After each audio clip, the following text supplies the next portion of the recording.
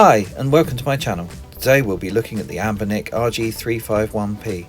It's an old console released in September 2020 with several iterations that have come since, but it's still a great choice because of its form factor and the fact it can play 8, 16 and 32-bit games.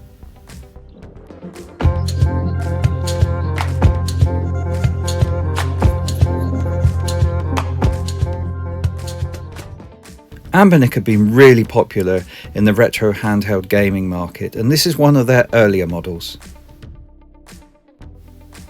This console is based on a Rockchip RK3326 with 1GB of RAM, which might not sound a lot as far as Android phones are concerned, but it actually does quite well in the emulation stakes.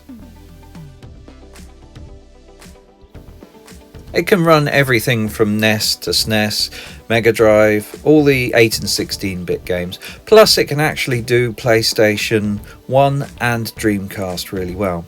It does suffer a bit when you try to push it for Nintendo 64 and PSP emulation, but it will play some of those games with settings tweaked. The form factor is comfortable to hold. On the bottom we have a micro SD card slot which holds all your games and the OS you need. On the side you've got a volume dial, and on the other side you have a power button.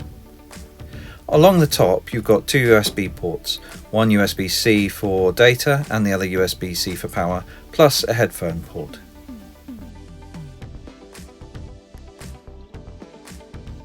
While it's an old machine, the thing I like about this model is that it's lightweight. The buttons are really nice to use. It's got a kind of feel of you can just pick it up and play, even though you do need to initially set it up depending on where you buy it from.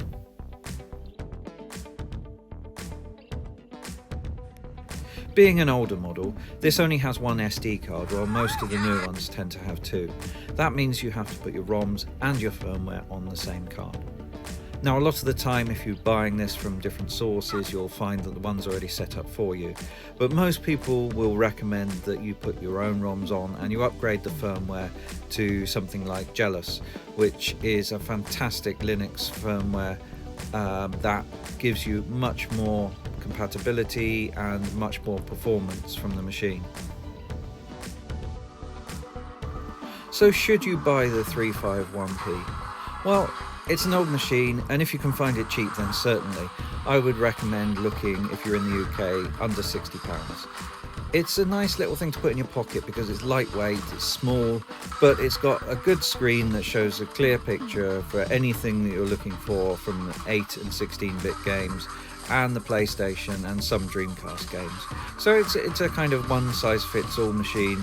It's cheap and cheerful. It's not going to push the boundaries of your emulation gaming. You'll need something a bit more expensive for that.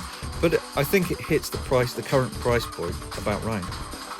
So I definitely recommend this if you're looking to get into handheld emulation for the first time. It's a nice little intro machine. As you can see here, it's perfect for PlayStation emulation. It's a great little machine for that, plus Game Boy Advance, because the resolution and the screen size gives it that kind of perfect replacement for an actual Game Boy Advance. So if you're looking at those two consoles, it's definitely a must. And everything else as well just plays really well. Some games will have borders based on the resolution of the native game. You can adjust these, but if you want to keep it accurate, then obviously you've got to keep with those borders. But it still displays things really nicely all the same. I haven't even mentioned PC ports and LucasArts point-and-click games, but they're all supported. So generally, I think this is a great little starter handheld, as I've said before. You can find it cheap, and it's a great little device to stick in your pocket, lightweight, easy to play, nice screen, definitely worth a look.